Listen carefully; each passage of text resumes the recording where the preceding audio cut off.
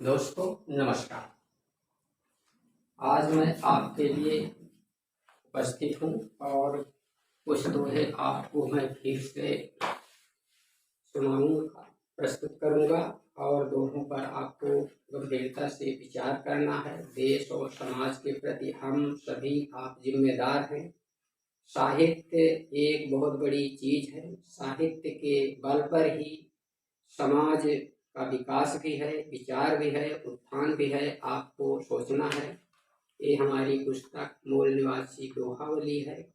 इसको बहुत से दोहे हैं इसमें और कुछ दोहे ही इसमें से हम चुन करके आपके सामने प्रस्तुत करूंगा।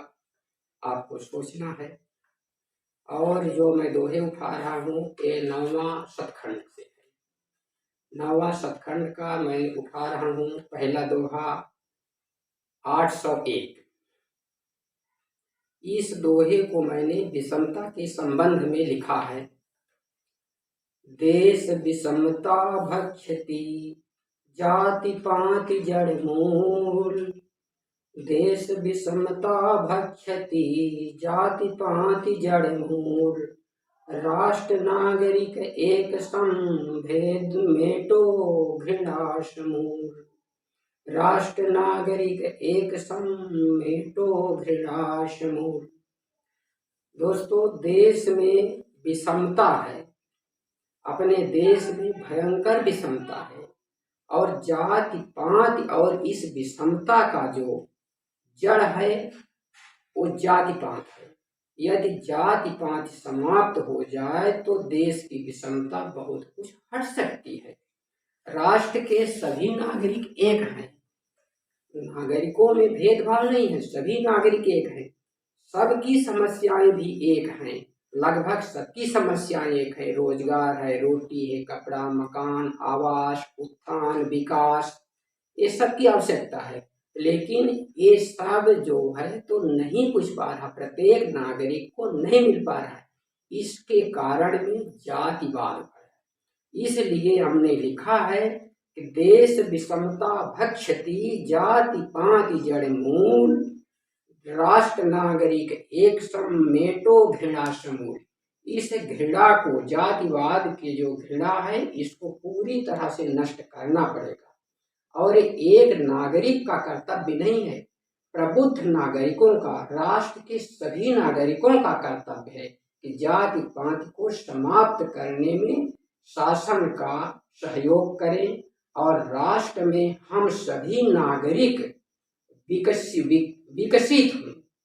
विकसित हों और सभी नागरिक विकास करें। और अब मैं दोहा उठा रहा हूँ, सुना रहा हूँ आपके सामने। 803 दोहा नंबर 803 है मूल निवासी दोहावली का। और इस संदर्भ में भी मैंने लोकतंत्र के विषय में भी इस बात को भी लिखने का प्रयास किया है और ये लोकतंत्र से संबंधित है।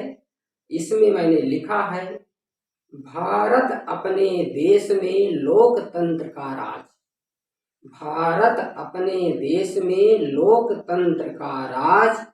मनु विचार को खत्म कर उन्नत करो समाज। भारत अपने देश में लोकतंत्र का राज। मनु विचार को खत्म कर उन्नत करो समाज। अपने भारत देश में लोकतंत्र का राज है।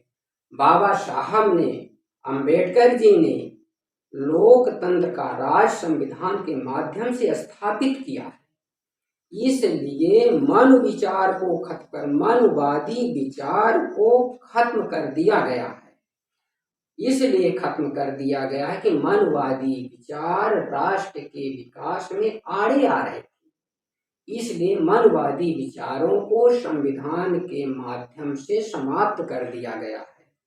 इसलिए अपने देश में लोकतंत्र का राज स्थापित हो चुका है। मन विचार को खत्म कर दिया गया है। इसलिए मनुवादी विचारों का कोई महत्व नहीं है। इसलिए समाज को उन्नत करने के लिए संविधान को प्राथमिकता के साथ मानना, अपनाना सबके हित में है। भारत अपने देश में लोकतंत्र का राज, भारत अपने देश में लोकतंत्र का राज, मन विचार को खत्म कर उन्नत करो समाज। देश और समाज को उन्नत करने के लिए मनवादी विचारों को जड़ से समाप्त करना पड़ेगा और जड़ से समाप्त करने के लिए सबको आगे आगे आना पड़ेगा, क्योंकि मनवादी विचार से देश की जनता, गरीब जनता पीड़ित है। एससी, एसटी, ओबीसी ये तो बहुत ही पीड़ित है। इनका विकास मनवादी विचार के कारण रोका गया है। बहुत से विचारों के कारण अभी भी इनका विकास नहीं हो रहा है। इसलिए मनवादी विचार को खत्म करके आगे आना पड़ेगा। जो मनवादी विचार को मान रहे वो खत्म नहीं करेंगे। जो पीड़ित व्यक्ति है, एससी, एसटी, ओबीसी, इनको मनवादी विचारों को खत्म करने के लिए जी तोड़ संघर्ष करना पड़ेगा। बाबा साहब ने कहा है संघर्ष करो, इसलिए संघर्ष करना पड़ेगा।